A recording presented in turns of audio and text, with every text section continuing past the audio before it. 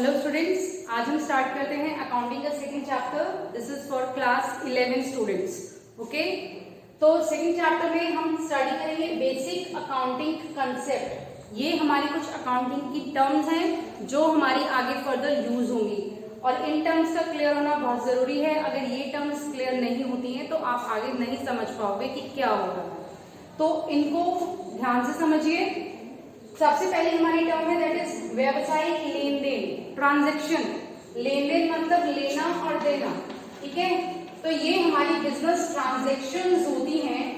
व्यवसाय में जो भी वित्तीय लेन देन हो रहा है दो या दो से अधिक व्यक्तियों के बीच में, ठीक है, प्रतिफल के बदले, मतलब हमने माल खरीदा, पैसे दे दिए, तो वो हमारा क्या हो गया, लेन देन। व्यवसायिक इसलिए क्योंकि वो व्यवसाय से रिलेटेड होता है, ठीक है। तो व्यवसायिक लेन देन का मतलब होता है वो सभी ट्रांजैक्शंस जिसमें दो या दो से अधिक व्यक्तियों के बीच में वस्तुओं एवं सेवाओं का आदान प्रदान होता है, ठीक है, प्रतिफल के बदले। प्रतिफल जरूरी होता है, तो दिस इज कॉल्ड योर व्यवसायिक लेन देन, ठीक है। Now next come to the पूंजी।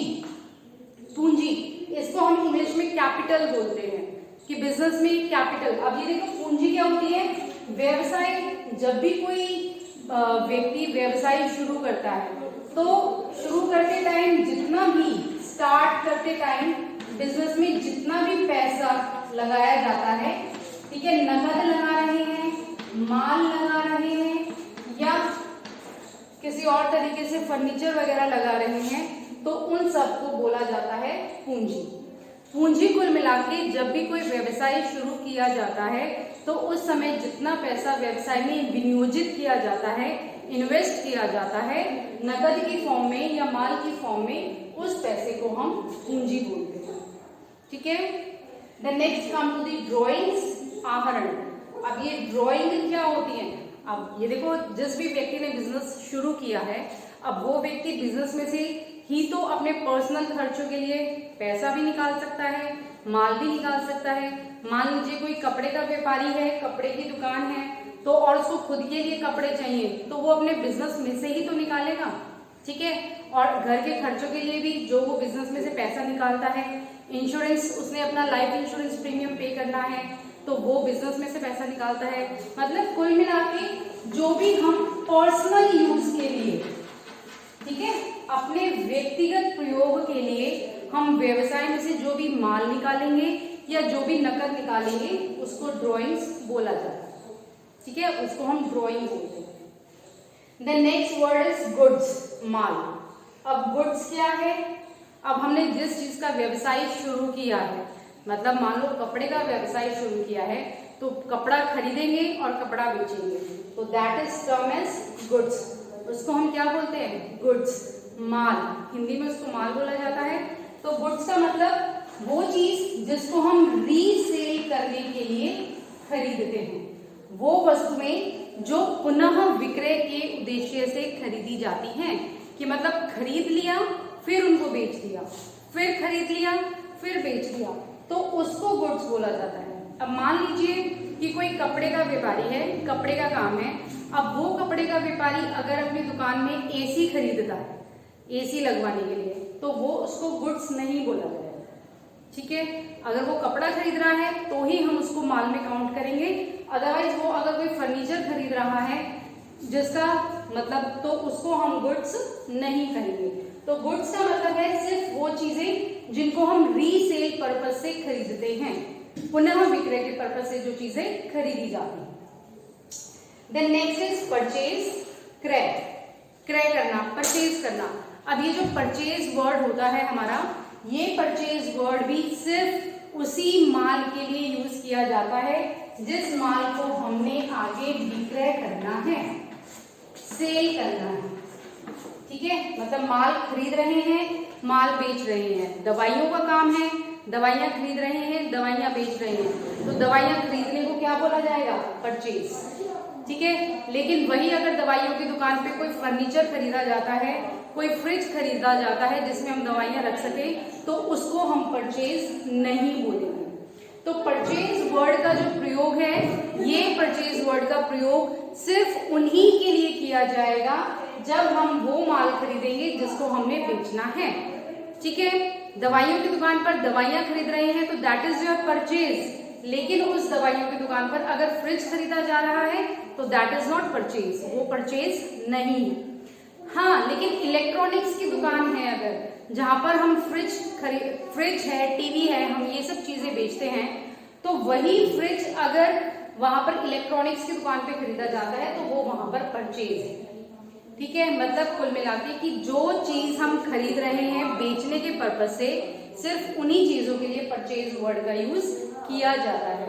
अब ये जो परचेज होती है हमारी, ये हमारी होती है दो तरह की परचेजेस, एक कैश और एक क्रेडिट। कैश मतलब नकद, क्रेडिट मतलब उधार। ठीक है, कैश परचेजेस, नकद माल खरीदा है, माल खरीदा साथ ही साथ पेमेंट कर दिया, that is your cash purchase.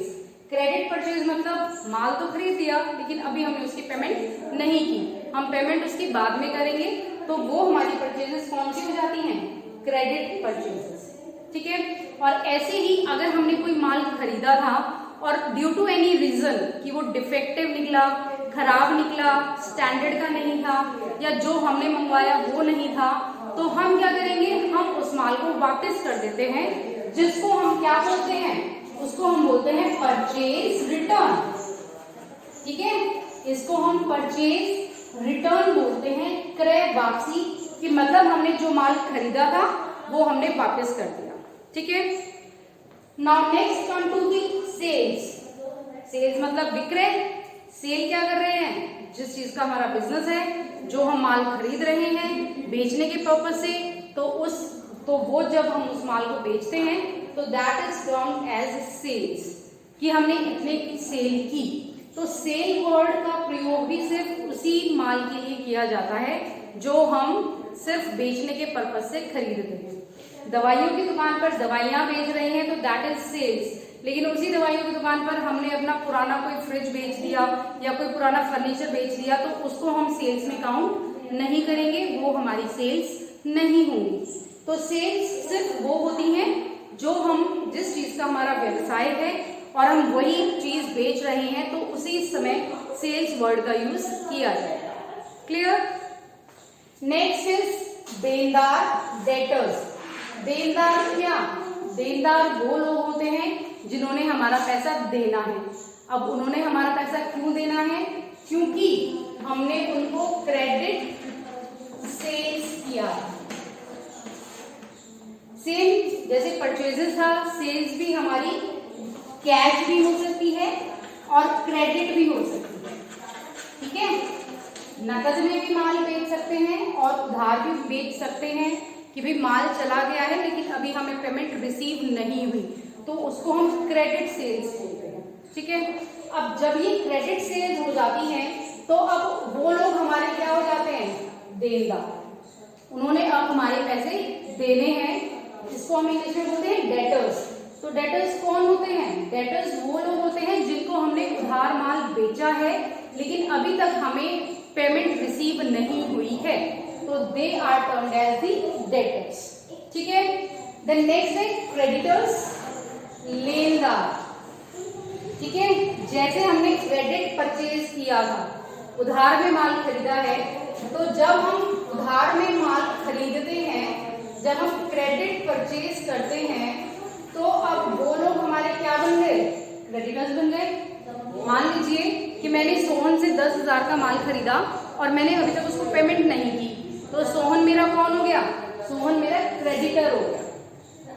ठीक है, वो मेरा लेनदार है, उसने मुझसे पैसे लेने हैं। उसने पैसे क्यों लेने हैं? क्योंकि मैंने उससे माल खरीदा था और उधार खरीदा था।